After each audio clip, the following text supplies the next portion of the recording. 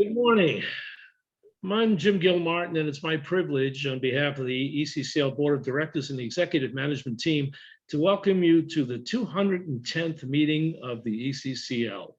Unfortunately, because of the Omicron variant and the limited understanding of the danger level, we elected to err with caution and conduct the meeting virtually. While we miss personal interactions and chatting with you folks during live sessions, we're pleased to communicate with you using Zoom. We're very fortunate to bring you speakers, topics of interest, and to update you on our activities. We're accepting questions during the meeting, as we usually do, and at the end of each speaker's comment, we will ask for questions, and we'll try to answer as many as possible, but obviously because of time, we may have to limit those questions. Finally, it is being recorded. The meeting is being recorded, and you'll be notified when it's available. You can find it on www.esterotoday.com, or you typically will get an email that will let you know it is in fact up. So let me begin. Our speakers today are Jeffery, Garner, and Jennifer Dorning. Our first speaker is Jeffery, and he is Assistant Vice President of Marketing and Communications at FGCU. Jeff will discuss and tell us about the 25th anniversary celebration on FGCU Day coming up on February 12th. So Jeff, you're on. Hello, everyone. It's a great honor to get to spend time with you this morning. So I wanted to just highlight a little bit about what's going on with FGCU Day. It's a day-long campus-wide community event. It's the kickoff of our 25th anniversary for the university. So the event is completely free. Tickets are not needed, but we do encourage all of the guests to actually RSVP. Mostly that's for logistics, so we can plan for how many to expect, but it's a very easy process. Again, save the date, mark it down on your calendar. So for February 12th, it begins at 9 a.m. in the morning and it runs majority of the day. I've got a handful of talking points that I don't want to miss, so I'll refer to my little list here. So what this event does is it combines our homecoming event, our Eagle Expo event. There are more than 150 activities, special presentations, performances, tours, and more. The community can come and learn about research that both faculty and also the students are doing. People can walk around the nature trails, they can enjoy live music, performances, take advantage of the dining spots on campus. There are special events for entrepreneurs in different areas such as engineering and business and so on. One of them is our innovation station, and that's in Lucas Hall.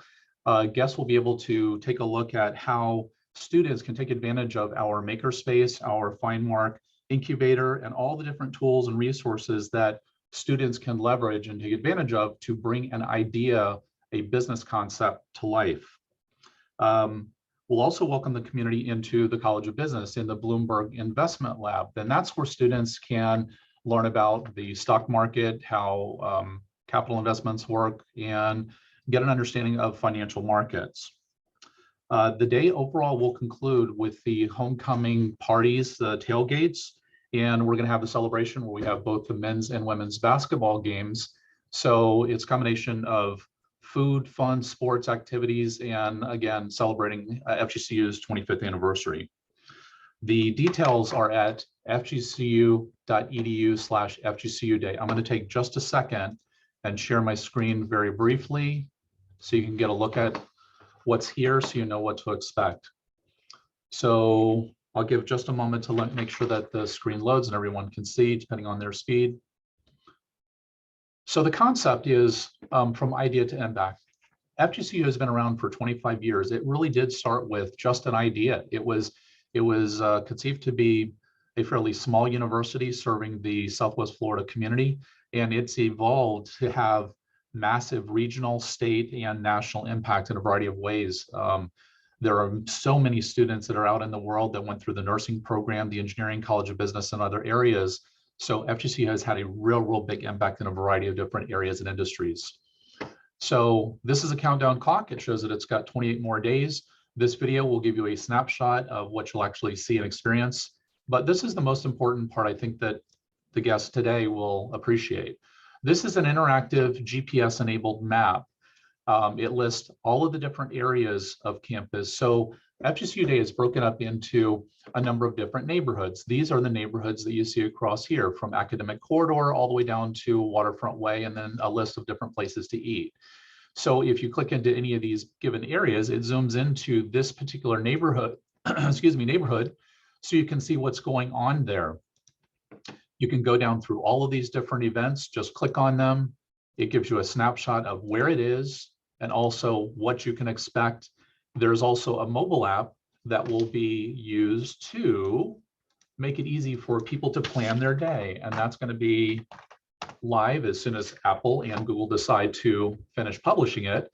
But we'll have this link right on the FGCU Day site, so a person could have the information to install it sent directly to their phone. They simply click it, and it is it's very easy to use. And that'll give you a way to plan your day, so you know exactly what events that you've expressed interest in, and it'll give you a prompt so you don't miss the actual start time. So it's a quite slick tool, and it makes it easy for people to take advantage and really enjoy the day. So the type of people that we think would really enjoy it, of course, are everyone here that's on this call, the Southwest Florida community, those that are interested in learning about what FGCU is doing, how are we impacting our region, parents that have prospective students that could be coming here, possibly grandparents that have a grandchild somewhere out in the world that want to learn about FGCU and possibly tell them a little bit about what they saw at FGCU and what a great place that it is. So I welcome questions. I think a large majority of the details that you would need are going to be on the website. But again, to reiterate, it is free. Everyone is welcome. All audiences will have something that they find to be of interest and exciting, I think.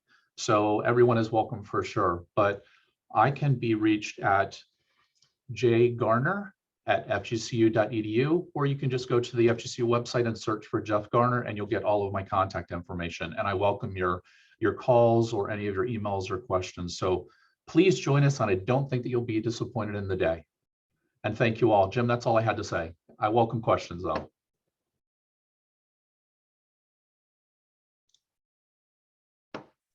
Thanks, Jeff. I appreciate your comments. Are there any questions for Jeff on the FGCU Day? Okay, let me add a couple of comments to Jeff's comments. The ECCL has a very strong relationship with FGCU.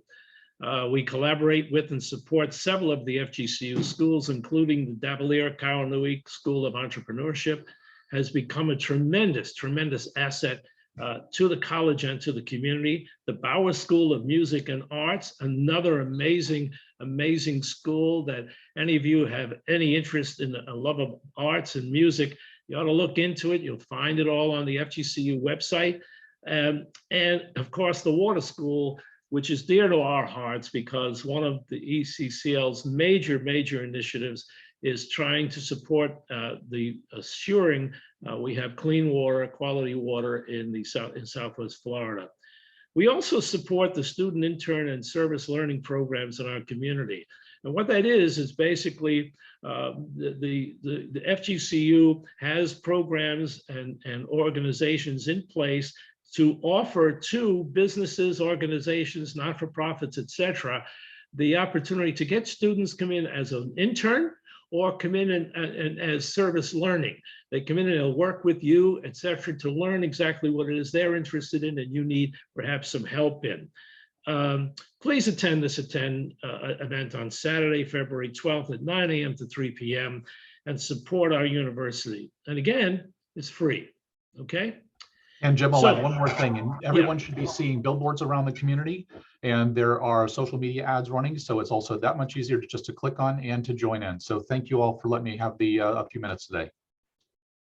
Okay, thanks very much, Jeff. I have a little comment here. Is there a speaker-only view screen? I'm not sure exactly what that means, but if you want to come in, you just put hit video or on the bottom, and it'll stop the video. You won't be able to be seen, but you can be heard. Okay, so let me go on and introduce Jennifer Dorning, D-O-R-N-I-N-G. She's a senior public information specialist at Atkins, a British multinational engineering, design, planning, architectural design, project management, and consulting service company. Wow, that's quite a title. Jennifer currently serves as the project public information consultant for Lee County's Corkscrew Road Widening. Jennifer acts as a liaison between the county, the project team, and the public during this project. She is going to comment on the progress of Corkscrew Road Widening Project and answer questions. She's also joined by two of her colleagues, David Murphy and Jeffrey Papner. And I'll turn it over to Jennifer, and you're on. Thanks so much for inviting us to be here. It's really important to get information out to the community on these construction projects. It's part of what I do is make sure everybody knows what's coming, what to expect, and that way it's always a little bit easier to live through construction. I'm going to share my screen here. We did receive quite a few questions from the group, so I went ahead and put together a presentation that would cover a lot about the project and actually address some of these questions. So if I can go ahead and share my screen here.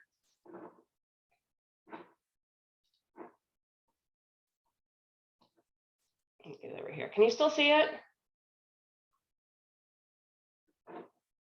I'm not sure you can still see the right screen. Yes, Jennifer, we can see it. Thanks. Yes, we can see it. We're looking at the wildlife crossing, Jennifer. Okay, all right. Well, let me make sure that you get the right screen here. That is actually something else I'm going to show in a minute. All right, that should be the Lee County, Southwest Florida logo that you see now. That's it. You Okay, got it. great. Okay. So this is the Corkscrew Widening Project I'm going to be talking about. We are currently in phase 1 of this project. But before we get into anything, what we'd like to do first and foremost is have a little bit of safety moment. Even this week, there were a few fender benders on Corkscrew. Things happen all over the county, obviously, with accidents. Luckily, this wasn't a major accident, but just keeping your eyes on the road, making sure you're paying attention to driving, because there is a lot going on the Corkscrew corridor right now. So just a little reminder to always keep your eyes up and maybe not on your cell phone. That can wait. There's a billboard that I saw a while ago about texting and driving, and it said, "Texting while driving makes good people look bad." So it always stuck in my head because that's very true. So this is the overview of the Corkscrew projects. Currently, we are where the blue line is. That is phase 1. That's Ben Hill Griffin to Bellaterra Boulevard. So that's Bellaterra right there. So the next phase is phase 2 that goes to Alico. So these two projects are actually going to overlap a little bit. Phase 1 is on schedule, we're happy to say. We have been progressing quite well through this project. We've got a great contractor, Cougar Contracting, AIM Engineering's on here. So we've got a really good team working together on this. We started back in May of 2021, and this project is scheduled to be completed in late 2023. Now, the phase 2 from Bellaterra to Alico, as you can see here, is scheduled to start in late this year. And there will be that overlap, and then it continues until spring of 2025. So, and those are just estimates, but that gives you a good idea of what's going to be going on at Corkscrew. There's already a lot of development going on, so it is always a busy road. So we just really appreciate everyone staying safe out there. So phase 1 of this project is 6 laning from Ben Hill Griffin to Firehouse Lane. And then it's 4 lanes from Firehouse Lane out to Bellaterra. We are putting in on-road bike lanes. We've got new drainage going in. We've been doing a ton of utility relocations out there. I know probably everybody has been noticing that there's quite a few crews out on site. We'll be doing some sidewalk, the wildlife crossing, as we mentioned. And then once we are done, the village of Estero is going to be installing a shared use path in the areas that are part of the village. The street lighting also is what they're installing. That's what we were referring, I have here on this slide. I'll get to the shared use path in a minute. And then we did have a question about the flashing light at the fire department at Firehouse Lane. They were consulted and no signal meets their requirements, so that'll remain as it is. Jennifer, can I just interject that the village of Estero is also going to be doing some massive landscaping along the corridor from Bellatera west to Ben Hill Griffin as part of their street lighting and sidewalk / shared use path project that they'll be doing after our project. Yeah, thanks, Dave. That's always really important. People are always really want to know what's it going to look like when it's done. So I appreciate that. Phase 1 roadway. This is from the shops at Grand Oak down here at the bottom of the screen. You can see how currently the road doesn't look like it's within the right of way. That's because there's storm drainage on that north side by Grandeza, of retention, stormwater management. So that's why it doesn't look like the road's centered in the right of way. And that was one of the questions we got. And then once it goes to the east, it is centered again. As you can see here, here's the curve. This is where the wildlife crossing goes in this area. The road will go through the center of the right of way here. So that curve will be softened a little bit. So I know everybody's a little concerned about that curve because that is kind of a sticking point with all the traffic out there. So that will be in the center of the right of way. And this is an aerial that was taken just last month. So it's a really good view of what's actually going on out there. So utilities, I mentioned that we're, relocating a ton of utilities out there, storm sewer, potable water, all those good things. But the reason we're relocating them is Lee County does not permit utilities to be longitudinally down a road. Just think if you had like a water line break and you had to tear up the entire road to get to the pipe. So that's one of the reasons that we are relocating a bunch of utilities out there. And I know that last week, I believe it was last week, we had CenturyLink was out there relocating some things. And I tried to get a hold of everybody I possibly could have. We had to work with CenturyLink to get services back up. So that is one of those things that they were out there. I try to coordinate as much as I can. Utilities are a little bit outside of the project, but I do my best because I have these huge distribution lists that I try to keep people updated. We get this question a lot about the colors of pipes. And this is one of the things I do find very interesting. It's very simple, but it makes sense. The blue pipe is for the potable water. The green is the forced main or sanitary sewer. The black that you see down here at the bottom, that's the ductile iron pipe, and that's for the water main. And then of course, concrete pipe is for the storm sewer. And then the purple we don't have on this project, but you see that around town, that's for the reclaimed water.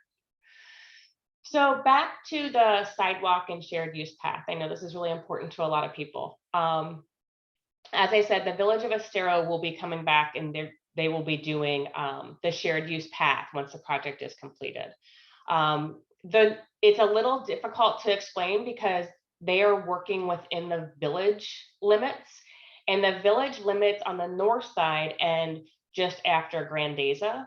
So to the east of Grandeza, Lee County's putting in sidewalk, but on the south side, the village limits continue to Bellatera Boulevard. So there will be a shared use path along the south side all the way to Bellatera Boulevard. So the wildlife crossing. This is one of the coolest things about this project. We are putting in, it's pretty much bridges over land, and there will be two of them, one for eastbound, one for westbound, 2 lanes on each, but they'll be separated. So there'll be like a skylight in the middle where light will shine through.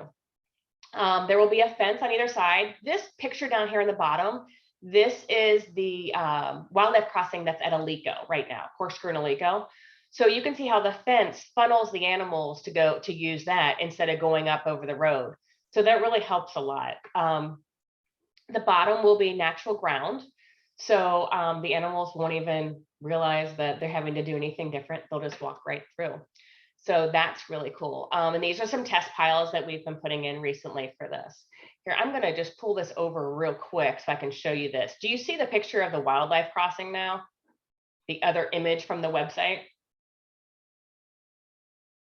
This is more of a better reposition of what we'll be doing on Corkscrew. We don't have the grass that goes up underneath the slope. This is more of what you would actually see on Corkscrew.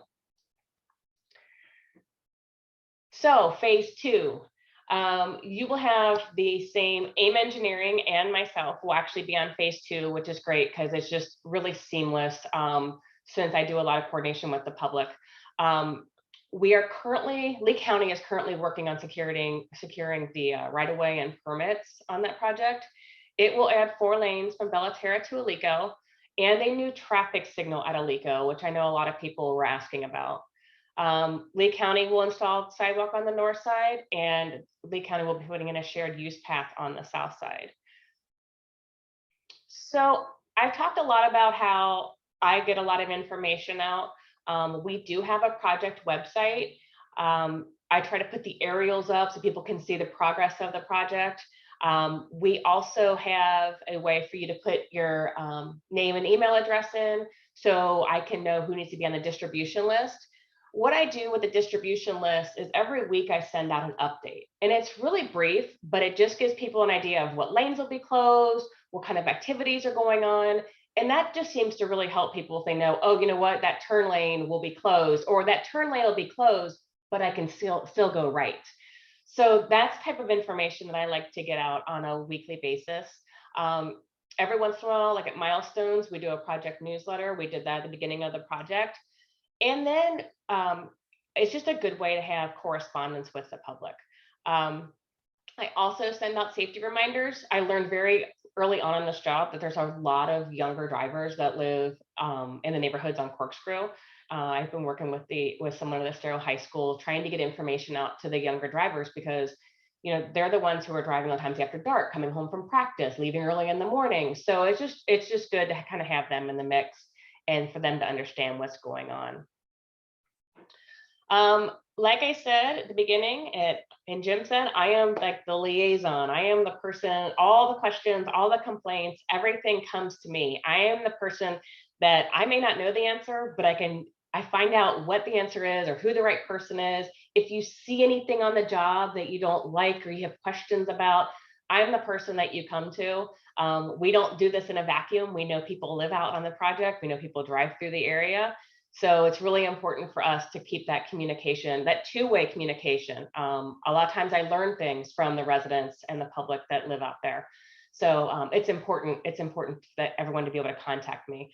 So here is my email address. And actually, yes, that's my cell phone. So I get phone calls and text messages all the time from people, but it seems to be a really good way to keep things moving and keep people safe. So with that, any questions?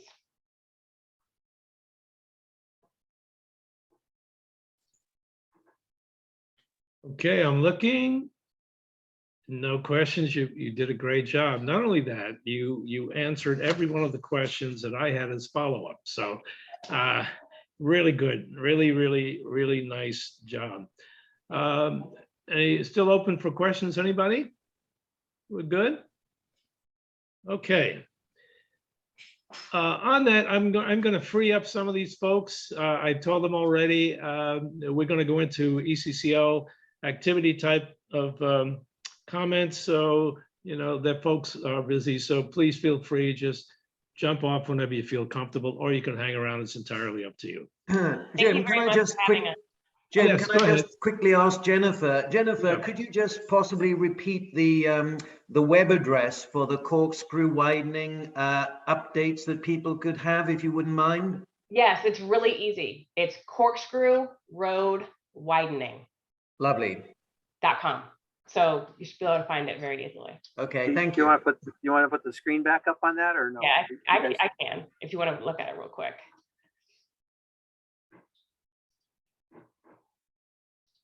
I'm going to drop off. I just wanted to say thank you all very much and have a wonderful day. Thank you. There it is. Thanks, Jeff. Bye-bye, everyone. Bye. Thank you. Can everyone see that? Corkscrew Road Widening.com. Not yet. No, not yet. It shows you started it, but it's not showing. Of course. Well, I can put it in the chat. Yeah, that's fine. No, I mean, as you mentioned, it was www.Corkscrew Road Widening. So that's fine. I'm sorry, I use Teams a lot and I don't use Zoom that much. So Don't worry. I apologize. All right, but take it off too before you load it. Just remove your screen sharing if you can. I will. There is one question though that comes. Barry Friedman sent it out to everybody. Is there land available to widen even more in the future past Bellaterra? I don't know if anybody's got an answer for that, but anybody? Yep. I know the area between Bellaterra and Alico Road, we're acquiring 25 feet on the south side of the road from Corkscrew Shores, and another parcel called Small Brothers was the owner. And the county owns the property on the other, to the east of that. So we're in the process of acquiring. That's the right of way we need for the 4-laning. The 6-laning right now, our traffic projections show by 2045 there would be no need between Alico and Bellaterra for a 6-lane facility at this time, or for the next 20 years. But we constantly look at that on a yearly basis as we're looking for our CIP projects to supplement our tier 1, 2, and 3 projects. Okay, very good. Appreciate that answer. I think it answers the same question John George asked, any progress on extending Corkscrew past Alico? I guess that's basically it, right? Okay. All right, that's good. Again, thanks very much, Jennifer and Jeffrey and David. We appreciate you taking the time to do this for us. It's appreciated. Thank you again. Thank you so Thank much. you. Bye-bye. I'm going to follow up. I'm going to follow up with some of my remarks. And I'm going to just go right into one that follows what Jennifer was talking about, and that is the Lee County Metropolitan Planning Organization, commonly known as the MPO, will hold a public hearing on January 21st at 9 a.m. at the Lee County Administrative East Building located at 2201 2nd Street to consider amendments to the 2045 Long Range Transportation Plan. Now, that's part of what Jennifer was talking about. You can learn more about the Corkscrew widening, as one of these amendments is add the design, right-of-way, and construction project phases for widening Corkscrew Road from 2 to 4 lanes between Alico and Verdana Village. The design and right-of-way phases are included in the 2026 to 2030 timeframe. The construction phases are included in the 2031 to 2035 timeframe. A draft of these plans through fiscal year 22 through fiscal year 26 is available for review and comment if you go to www.leempo.com. leempo.com. You can get information there, and hard copies are available if you call them. And the number is 239-244-2220, 239-244-2420. So that was just a straight follow-up to Jennifer's comments.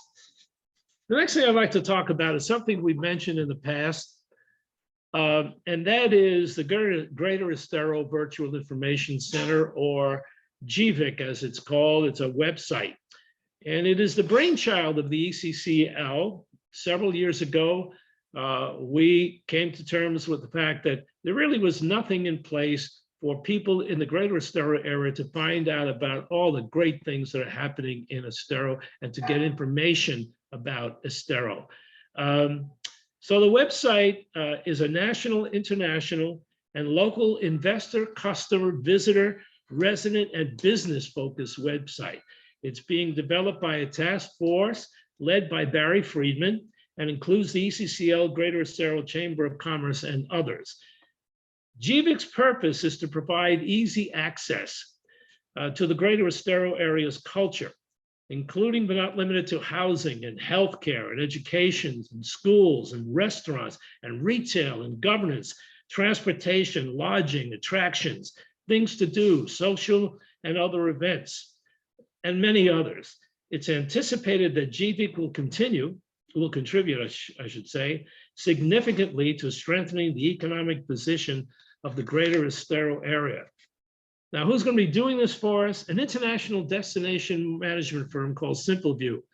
They are developers of more than 900 municipal websites worldwide, and they will create the website. Hoffman Creative Inc. is a marketing communications agency located in Naples, and they will manage and market GVIC. The project is about ready to launch. We're scheduled to present to the Village Council on February 2nd. So we're asking you, if you have an interest in this, and you should have an interest in this, please attend the meeting to show your support. It will be something we think that will have a major impact on the image of Estero throughout the world, candidly. So we'd like your support. We continue developing relationships with the Estero communities regarding the use and availability of CPR and what you know as AEDs, automatic external defibrillators. We're planning the delivery of training courses in conjunction with Lee Health Coconut Point and the Estero Fire and Rescue. So stay tuned for that. This is something very important.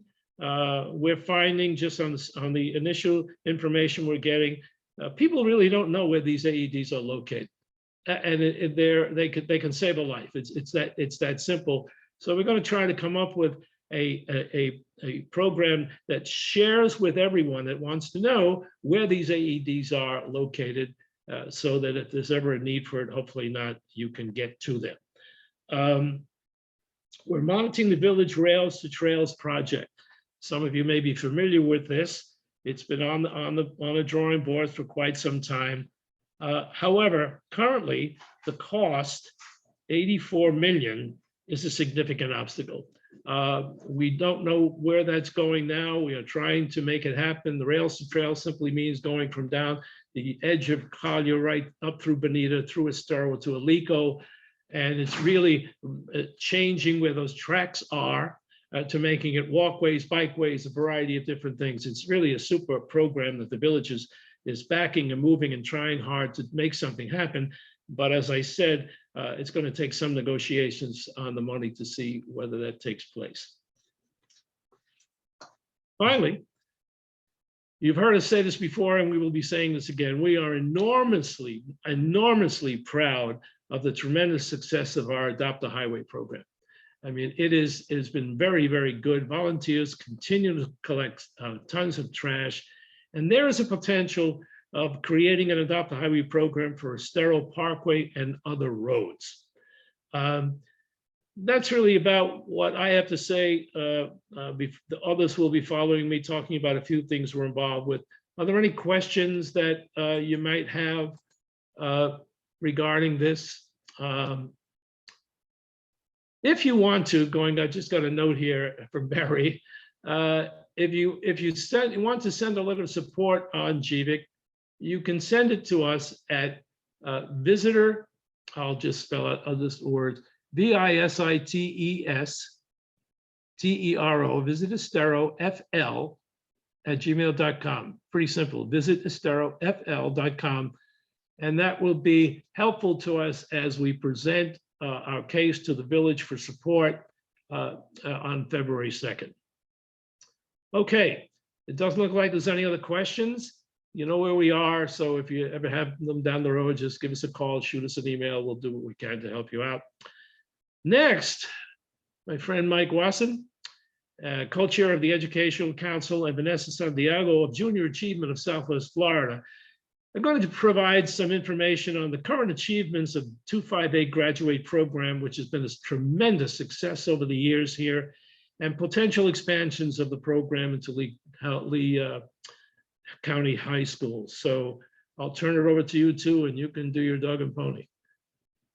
Well, good morning, everybody. Thank you for allowing us to be here. Go ahead, Vanessa. Okay, so I'm just going to go off and start with the big picture of junior achievement and what we have going on here locally.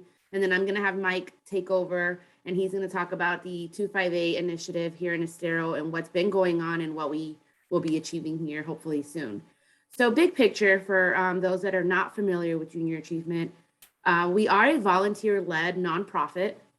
We provide curriculum, kindergarten through 12th grade, that foster work readiness, entrepreneurship, and financial literacy skills. Our hope is to inspire students in our community to dream big and reach their full potential. Here locally, Junior Achievement, we've partnered with a lot of business volunteers, even during the 2020-2021 school year. And amidst the pandemic, we were able to reach over 13,000 students last year here locally within Lee, Collier, and Charlotte, which is a big undertaking, and we're really super excited about it and hope to expand that here in the coming year. Our goal is to certify that every student in our area receives some type of JA programming, whether it's financial literacy, work and career readiness, or entrepreneurship. We have over 200 classroom volunteers that come from all walks of life. We work with our FGCU students at the Service Learning Center. We work with students, parents, retirees, anybody that is willing and wanting to help with the initiative and impacting our future students. These dedicated individuals are the backbone of our organization. They provide many learning opportunities for our students, both in and out of the classroom. Just a quick update, Junior Achievement is still available and willing to provide our program to any students or teachers that are in need of our program, whether that's in person or virtually. Now, we know with the rise again with COVID, we are scaling back with the in-person contact, but Junior Achievement is working on a lot of virtual programs to still make that impact to our students here locally with our virtual career exploration fairs. We have a Career Connect series coming up with Collier County, just connecting students virtually with professionals in the area to learn about their jobs, backgrounds, careers, and so forth. So just want to kind of give a quick update overview of what we have going on here, JA related within all 3 of our counties here. But locally, I'll have Mr. Wasson kind of take over and discuss what we're doing here in Estero and what the hope is here in the upcoming months. Thank you. Thank you, Vanessa. Appreciate your help and support. The ECCL, as Jim Gilmartin mentioned, has been involved with the 258 graduate program for a number of years, and it was a very active program thanks to the leadership of Jim Shields a few years ago, up until we got to the pandemic. It was primarily an in-classroom program, so the pandemic kind of locked us down a little bit. However, this past year, we did have a little effort of doing some remote learning, thanks to the leadership of Amy Kuchenbecker and one of the 8th grade school teachers in Estero Middle School.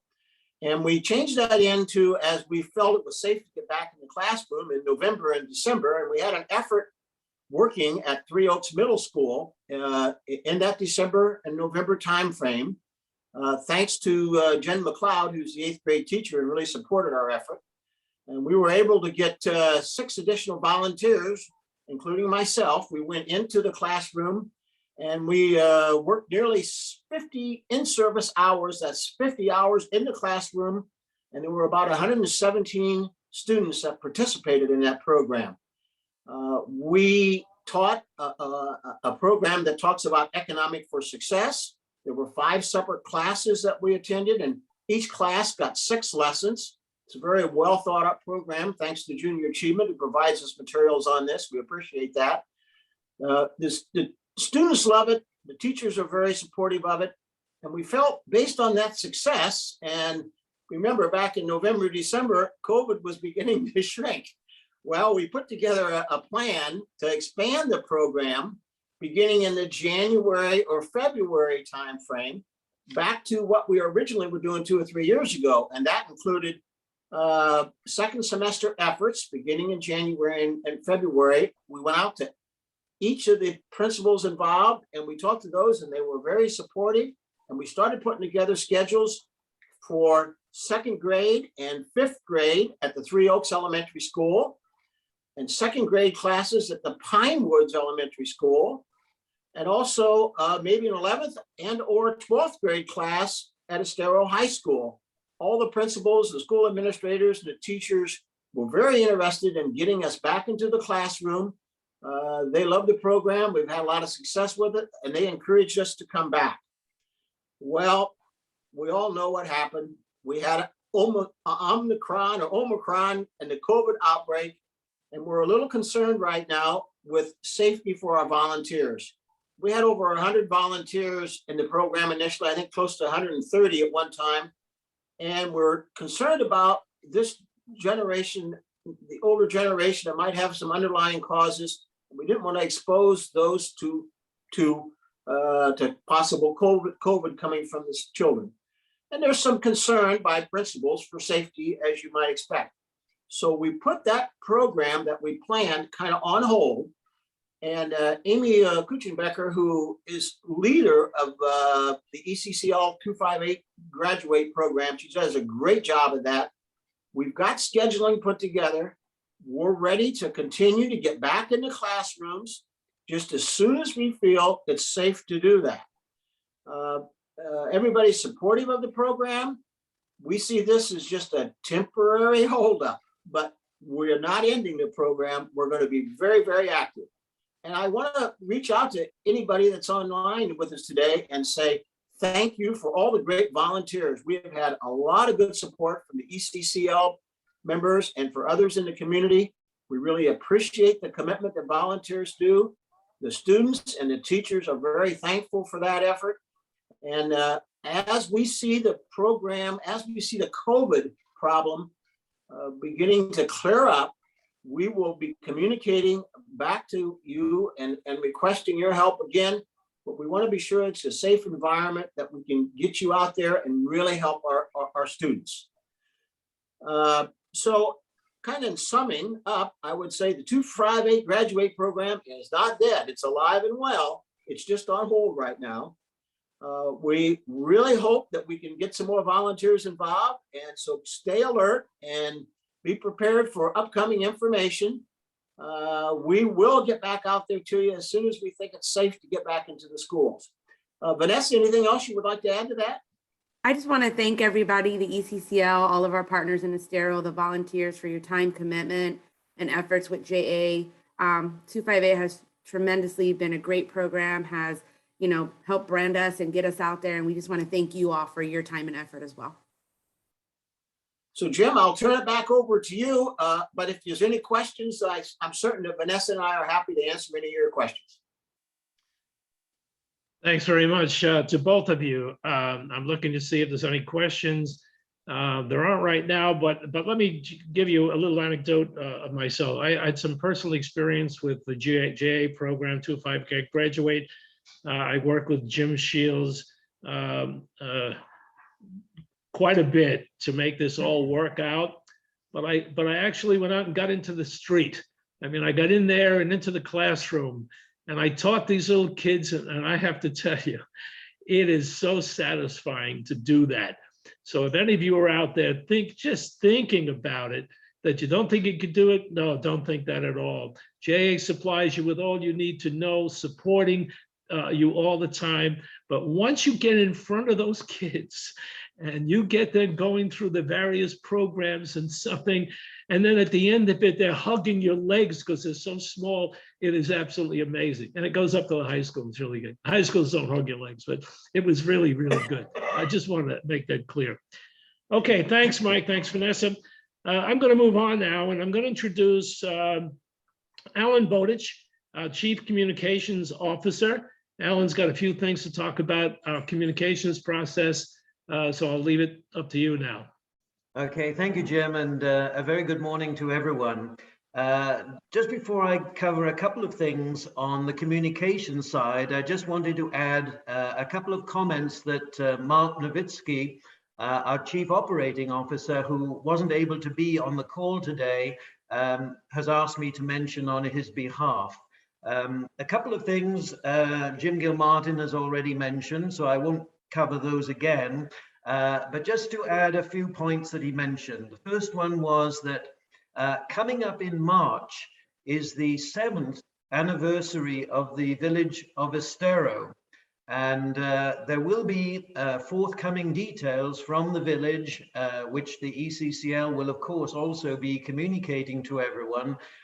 So I think that will be an important event to look forward to. And hopefully, as was just mentioned, by maybe March, we will certainly see the diminishing significance of the Omicron virus, which we can perhaps all get back into our more free lives, communicating with everyone. So anyway, keep an eye out for some further information on that. Second, with the growth of Estero comes redistricting. And the village is working on the new districts as a result of the 2020 census. So again, more information will be forthcoming on how that will relate to us in the Estero area over the next few months. The village, like the ECCL, has been very supportive of the interest in trying to access the Larry Kiker, which is the Edison Farm property, from Corkscrew Road. Public comment sessions are going to be scheduled about that. And so when that happens, given the significance of being able to access the Larry Kiker Preserve from Corkscrew, rather than going many, many miles down to the Bonita Springs area and coming into the access from that area, this will be a significant benefit for obviously people who like to explore that particular area. So again, that's something to look out for. And finally, from Mark, he felt that it was important, the ECCL is here obviously to provide our residents in the greater Estero area and Southwest Florida with, important information about what's happening here that could affect our everyday lives. But equally, it's important that we learn from you as residents here if there are any issues of concern that might be crossing your mind. So, it's important for you to get in touch with us as much as we can get in touch with you. So please continue to keep us updated. One thing on that which crossed my mind in relation to this, many of the residents took part a couple of years ago in a survey that was designed to examine very much that issue. What issues were of concern to you? What issues the ECCL perhaps should be focusing on? And maybe towards the end of this year, it might be a prudent thing to explore your views coming from a repeated survey similar to what we did some years back, just to keep us on the straight and narrow and make sure that we are indeed focusing on things that are important to you. So that's what I wanted to say from Mark. From the communications team, just a few points of interest, I think. First of all, I'm very pleased to report that the Estero High School and the ECCL has agreed to communicate each other's key items of interest on a reciprocal basis. This will improve the reach of certain ECCL communication items of special interest that the Estero High School will communicate to parents and students, and likewise issues of importance from the high school, we certainly on the ECCL will want to provide to a wider audience. So that's extremely encouraging. In fact, in a way, that's part of what the Communications Committee objective is very much going forward. We realize that there is a need to provide a wider range of information and topics that will engage some of our younger audience. Some of the topics that we will be doing in that respect, perhaps for younger families, but of course, they'll still be of interest to everyone else, those who are young at heart in Estero. Some of the things that we've been thinking about here are very much along the lines of what we've just heard from Jennifer earlier today, updates on developments that are going along on East Corkscrew. There are, of course, a great many younger families that have moved in and are moving into that area, and it's important that they are kept up to date on a lot of issues. Secondly, updates on developments along the Estero River. We know that's a key issue for the Village Council, and there are moves ahead very much to try to expand and develop that particular area of land, the 65 acres or so that was purchased by the council a few years back. Jim Gilmartin has just mentioned aspects related to walking and biking paths. Those are, of course, of great interest to younger people, as well as those who like to walk around. And aside from the perhaps slight stumbling block of the cost for the railroad area there, nevertheless, the village is still very focused on expanding and making sure that the bike paths and walkways are safe. And that's very much, a key area of interest and importance for the Village Council here. One other aspect which we certainly would be willing to encourage is the need for workforce housing in our area.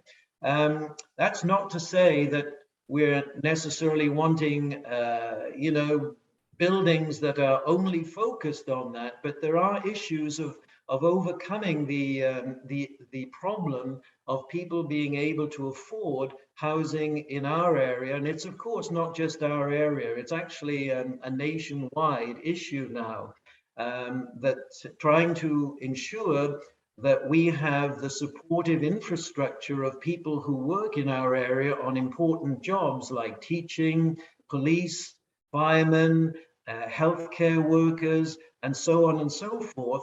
If people have to travel from a great distance away, it's extremely difficult for us to retain these workers in our area unless we try and do certain things to encourage ways and means of enabling them to have access to housing that can be afforded in our area.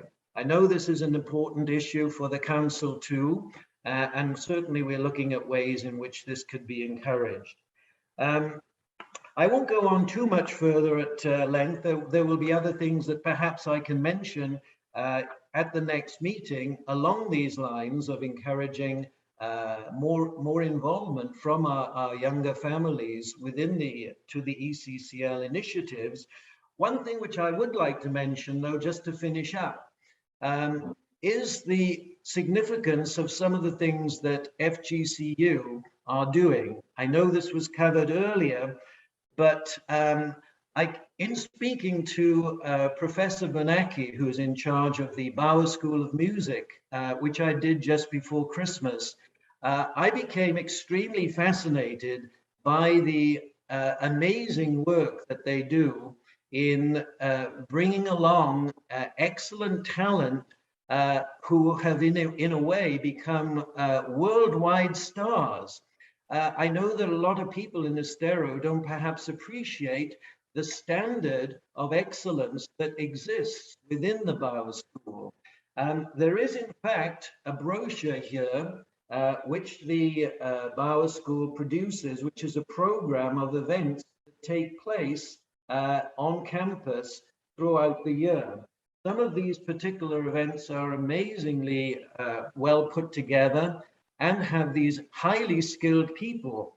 Some of you may be unaware that one of the individuals, Priscilla Navarro, who passed through the Bauer School of Music some years ago, went on to play at Carnegie Hall and is now one of the world's most accomplished pianists. There are many other examples like this of other students that have also either currently or gone on to show international excellence in what they do.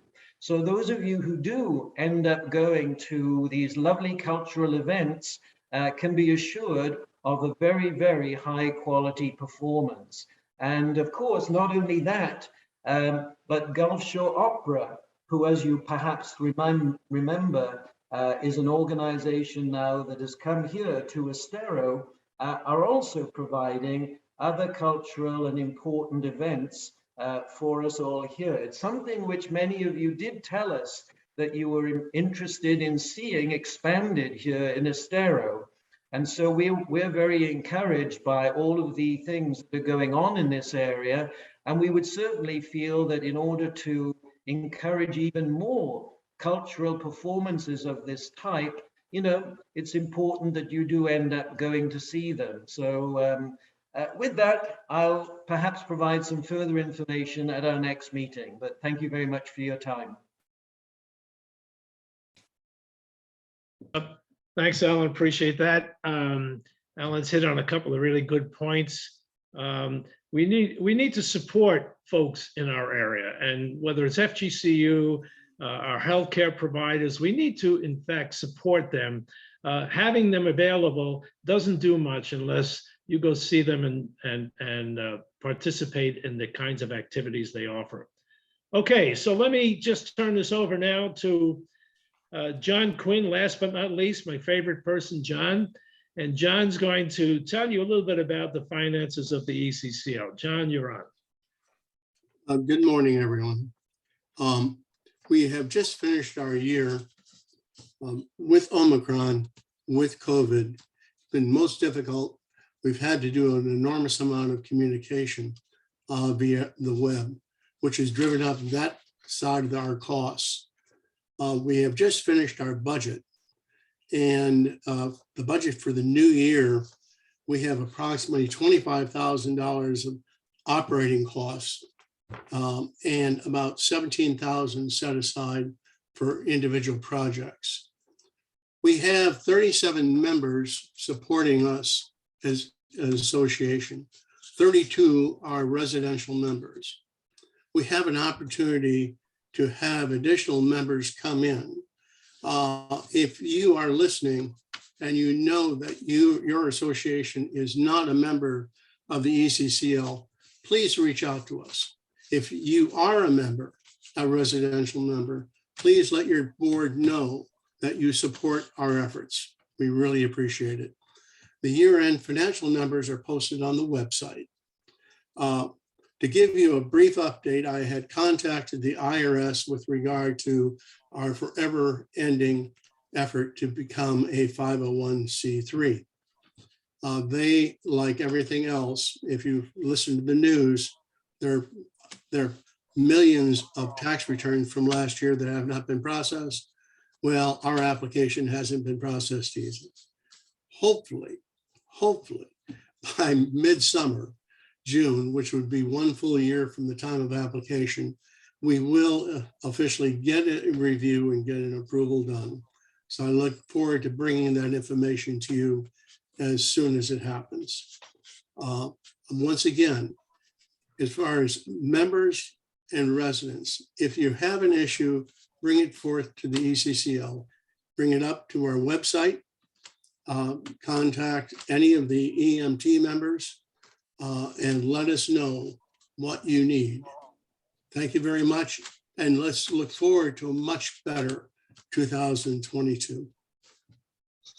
Hear, hear. Hear, hear, John. Thanks very much. Are there any questions of John?